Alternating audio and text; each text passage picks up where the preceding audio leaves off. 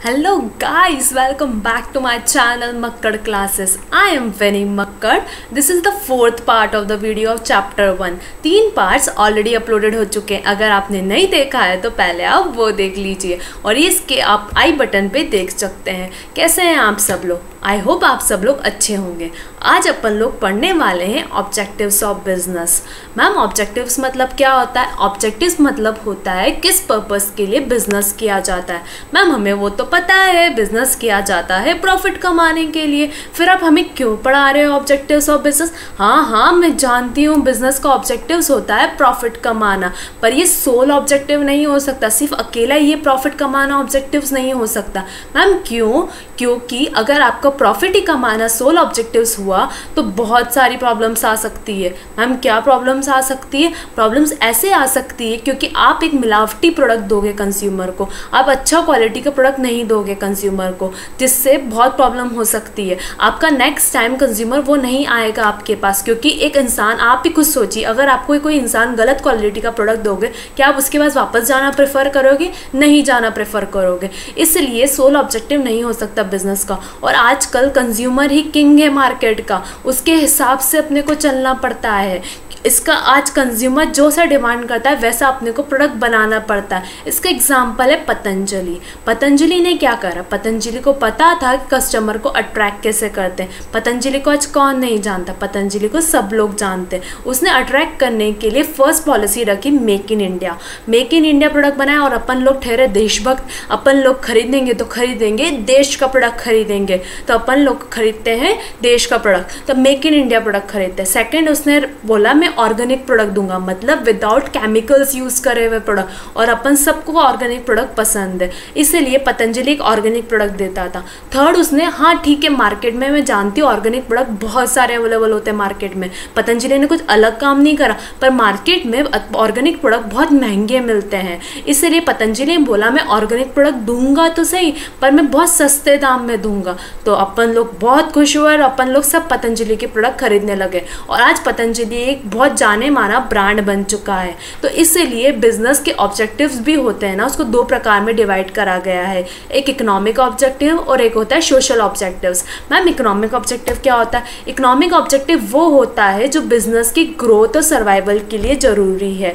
आज बिजनेस लंबे समय तक टिका रहे. आप क्या चाहते हो? अगर आप एक बिजनेस चालू करते हो तो आप क्या चाहते हो? 1 साल में बंद हो जाए? नहीं, आप चाहते हो कि वो सालों साल चलता रहे. तो ये इकोनॉमिक ऑब्जेक्टिव्स होता है. फिर मैम सोशल ऑब्जेक्टिव्स क्या होता है? सोशल ऑब्जेक्टिव्स वो होता है, हाँ मैं जानती हूँ आपको चाहते हो कि आप इकोनॉमिक ऑब्जेक्टिव अचीव करो, पर आप किसके रिसोर्सेज यूज़ कर रहे हो? आप एक सोसाइटी के रिसोर्सेज यूज़ कर रहे हो, तो इन रिटर्न आपका कुछ फर्ज नहीं बनता उसको देना. कि आप इतने खुददार हो कि आप सिर्फ इकोनॉमिक ऑब्जेक्टिव अचीव करोगे? नहीं, हम इतने खुददार नहीं है. हम सोसाइटी को उसके बदले में कुछ रिटर्न में देंगे, उसको बोलते हैं सोशल ऑब्जेक्टिव्स. अब सोशल ऑब्जेक्टिव्स में आप गुड क्वालिटी प्रोडक्ट दे दो, इससे आप अचीव कर सकते हो. ऐसे बहुत सारे होते हैं, अपन डिटेल्स में पढ़ेंगे क्या क्या होते हैं.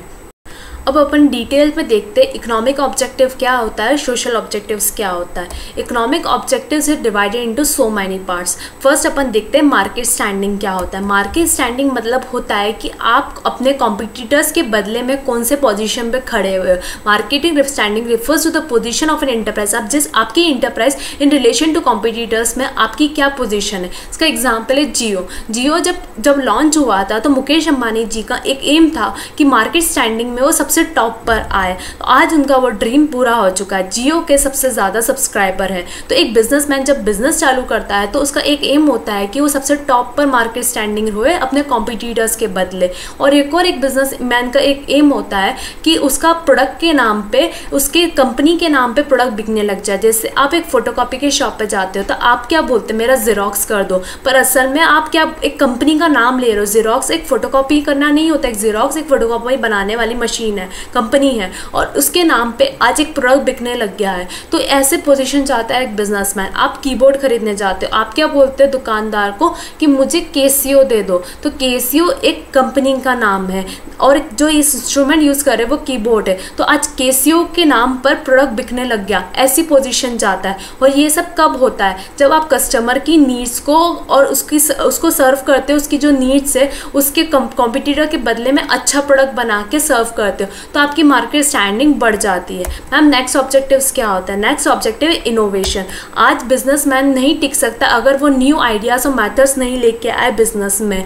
और बिजनेस में इसका एग्जांपल मैं देती हूँ, जब आईफोन आया था, आईफोन से पहले कौन से फ़ोन्स यूज़ होते थे? टच वाले फ़ोन्स तो मार्केट में आए ही नहीं थे। उस टाइम पे कीपैड्स वाले फ़ोन यूज़ होते थे और एक अलग ही धमाल मचा दी थी जब आईफोन जब मार्केट में आया था कि टच स्क्रीन वाला फ़ोन आ गया है फिर सिंगल बटन। तो ये एक इनोवेशन था। और बिज़नेस में अगर आपको रहना है तो आपको R&D कॉस्ट में, मतलब रिसर्च एंड डेवलपमेंट कॉस्ट में सबसे ज़्यादा खर्चा करना पड़ेगा। और जैसे बड़ी बड़ी कंपनीज़ होती है जैसे एप्पल, इन सबका सबसे बड़ा खर्चा होता है R&D कॉस्ट में, क्योंकि वो चाहते हैं, उनको पता है कि अगर बिजनेस में हमें रहना है, सालों साल तक बिजनेस करना है, हमें सर्वाइव करना है, तो हमें इनोवेशन करना पड़ेगा। इनोवेशन दो तरीके के होते हैं, इनोवेशन द प्रोडक्ट और सर्विसेज, जैसे उन्होंने प्रोडक्ट में लेके आए, और innovation various skills and activities needed to supply product and services, मतलब सप्लाई करने में भी इनोवेशन आ जाता है। जैसे इसका एग्जाम्पल देती हूँ, इसका एग्जाम्पल होगा कि आप एक टीचिंग का देखिए, टीचिंग आजकल कैसे हो गई, ऑनलाइन मोड पे हो गई है, मतलब सप्लाई ऑफ गुड्स में भी एक इनोवेशन आ चुका है, सर्विसेज में भी इनोवेशन आ चुका है,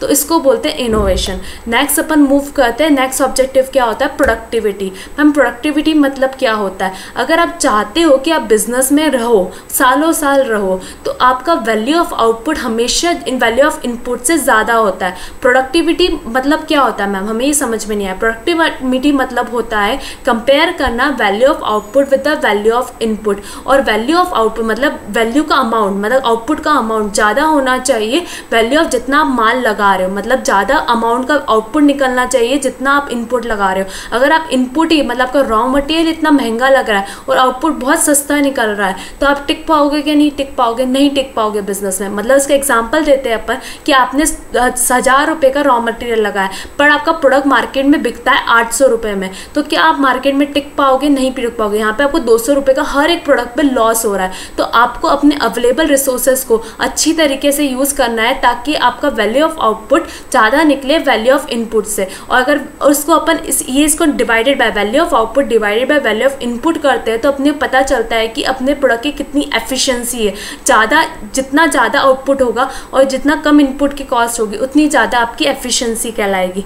नेक्स्ट अपन मूव करते हैं, क्या होता है? Physical and financial resources. हर एक बिजनेसमैन को करने के लिए फिजिकल रिसोर्सेज चाहिए होता है, जिसका एग्जाम्पल होगा प्लांट्स चाहिए होगा, मतलब इंडस्ट्रीज़ में एक प्लांट की ज़रूरत पड़ती है, मशीनरी की ज़रूरत पड़ती है, ऑफिस की ज़रूरत पड़ती है। तो हर एक बिजनेसमैन को फिजिकल रिसोर्सेज चाहिए और फाइनेंसेस भी चाहिए, फंड्स चाहिए बिजनेस को रन करने के लिए। तो हर एक बिजनेसमैन को जो फिजिकल और फाइनेंशियल रिसोर्सेज को अच्छी तरीके से यूज़ करना चाहिए ताकि आप लॉन्ग रन तक सर्वाइव कर सकें।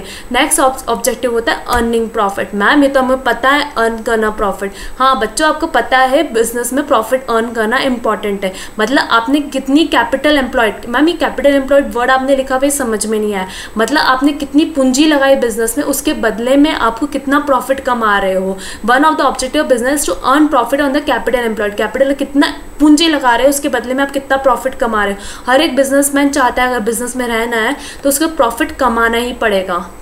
इनकम आपकी कितनी हो रही माइनस कॉस्ट करोगे तो आपको पता चल जाएगा आपका प्रॉफिट कितना होता है।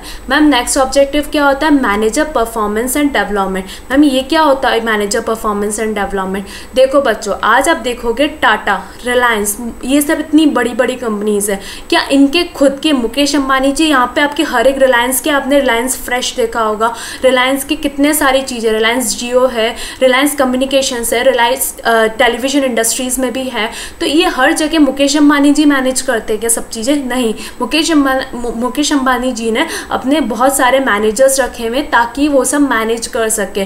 तो अच्छा, मतलब आपको बिजनेस में मैनेजर्स को अच्छा कंडक्ट, आपको मतलब बिजनेस में एक अच्छा मैनेजर चाहिए और वो उसको मोटिवेट करना पड़ेगा आपको बार बार ताकि वो अच्छे से बिजनेस रन सके, क्योंकि अगर वो नहीं करेंगे तो आपका बिजनेस लॉस में चले जाएगा। और आजकल बिजनेस एक्सपैंड होते जा रहा है तो आपको दिन पर दिन मैनेजर्स की ज़रूरत चाहिए। उनको अच्छे लेक्चर्स दो, उनको इंक्रीमेंट्स दो, उनको सैलरी में इंक्रीमेंट्स दो, अच्छा जो तुम इतना टारगेट रखो कि तुम इतना सेल करोगे, तुमको इतना बोनस मिलेगा, और उनको EPF दो, ऐसे बहुत सारे एडवांटेजेस दो। आप उनको ट्रिप पे ले जाओ, उनको एक अच्छा वेलफेयर रखो। तो ये होता है मैनेजर्स डेवलपमेंट का, manager performance and development. Last economic objective होता है worker performance and attitude. Ma'am ये क्या होता है? बिजनेस में लोअर लेवल पे कौन काम करता है? वर्कर्स काम करते हैं। अगर वर्कर्स में अच्छे से काम नहीं करेंगे, क्या आपको लगता है कि आपको प्रोडक्ट मार्केट में बिकेगा? नहीं बिकेगा। वर्कर्स को मोटिवेट करना पड़ेगा, वर्कर्स को एक अच्छा इन्वायरमेंट देना पड़ेगा, उनको फ्रेंडली रखना पड़ेगा, उनको ऐसा महसूस होना चाहिए कि वो एक अपना खुद का काम कर रहे हैं। उनको अच्छे, इसका एक एग्जांपल एक आजकल कंपनीज लोग करती है कि उनको EPF देती है, एम्प्लॉयज़ प्रोविडेंट फंड, और एम्प्लॉयज़ के शेयर्स दिए जाते हैं कंपनीज़ के, और ये सब बहुत तरीके से एम्प्लॉयज़ को मोटिवेट करा जाता है। जैसे टाटा अपने एम्प्लॉयज़ को बहुत खुश रखती है। कोई भी टाटा में काम करता है उसको वापस छोड़ने की इच्छा नहीं करती है टाटा को, क्योंकि टाटा इतने अच्छे से अपने एम्प्लॉयज़ को रखती है, उसे जिम फैसिलिटीज़ देती है, उसे वहाँ का इन्वायरमेंट बहुत साफ़ सुथरा रहता है, बहुत क्लीन इन्वायरमेंट रहता है, और बहुत अच्छे से अपने वर्कर्स को रखते हैं। अगर वर्कर्स खुश तो आपका बिजनेस भी अच्छा चलेगा। इसलिए आप वर्कर्स की परफॉर्मेंस को इम्प्रूव करने के लिए और वर्कर्स को एटीट्यूड को इम्प्रूव करने के लिए ये भी एक इम्पॉर्टेंट है, इकोनॉमिक ऑब्जेक्टिव बन जाता है। यहाँ पे अपने इकोनॉमिक ऑब्जेक्टिव कंप्लीट होते हैं। अब अपन मूव करते हैं social objectives of business. Social objectives of business क्या होता है मैम? जैसे मैंने आपको पहले बताया था कि अपन लोग इतने खुददार नहीं है कि अपन सोसाइटी के स्केयर रिसोर्सेज को यूज़ करके उसको बदले में कुछ नहीं दें। अपना फ़र्ज बनता है कि अपन सोसाइटी को स्केयर रिसोर्सेज यूज़ करें तो उसके बदले में कुछ ना कुछ दें। तो ये अपने सोशल ऑब्जेक्टिव्स बनते हैं और इससे अपनी गुडविल बढ़ती है। और नाउ डेज जो इतनी बड़ी बड़ी कंपनीज है, रिलायंस, टाटा, और इन सबको कुछ एक पर्टिकुलर टर्नओवर को क्रॉस करने के बाद आपको एक लीगल ऑब्लिगेशन बन गई है कि आपको CSR मतलब सोशल रिस्पॉन्सिबिलिटीज़ भी फुलफिल करनी पड़ेगी। सोसाइटी को कुछ ना कुछ देना पड़ेगा, उसको CSR एक्टिविटीज़ बोलते हैं। तो अपना 2% ऑफ द टर्नओवर देना पड़ेगा, इसको बोलते हैं। आप आगे डिटेल्स में फ्यूचर क्लासेस में या फ्यूचर फर्दर स्टडीज़ में आप पढ़ोगे तो इसको बोलते हैं social objectives of business. Social objective of business क्या हो सकते हैं ma'am? Good quality of product. आप एक अच्छी क्वालिटी का प्रोडक्ट, इनोवेटिव प्रोडक्ट और सेफ प्रोडक्ट कंज्यूमर को दो, और अनएडल्टर्ड प्रोडक्ट दो, मतलब मिलावटी प्रोडक्ट ना दो कंज्यूमर को।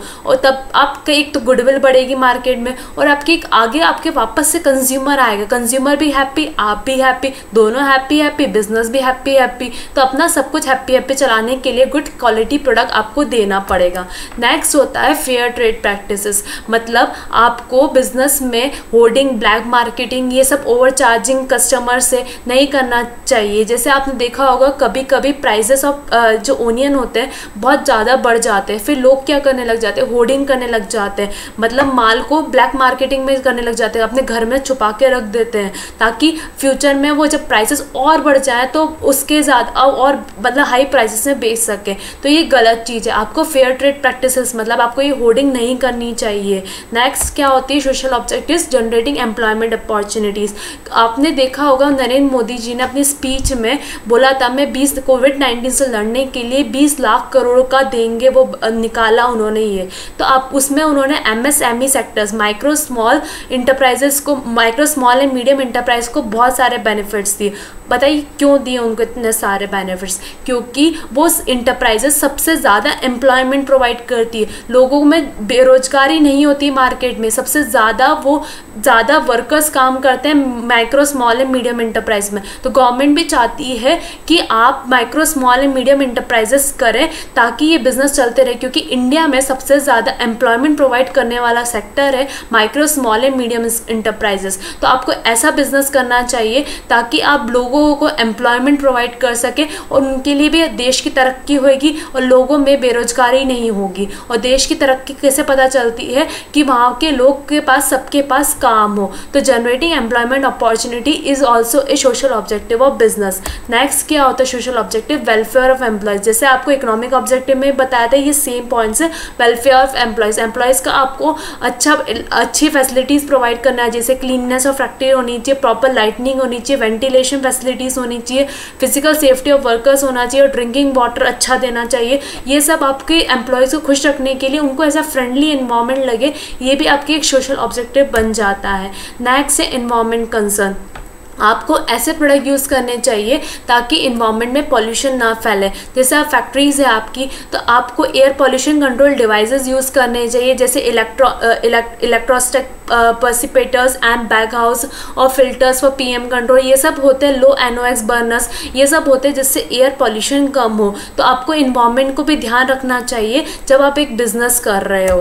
नेक्स्ट आपका ये सब आपके सोशल ऑब्जेक्टिव्स ख़त्म होते हैं। तो ये आपको मैंने NCERT में जो दे रखा हुआ था वैसा पढ़ाया है।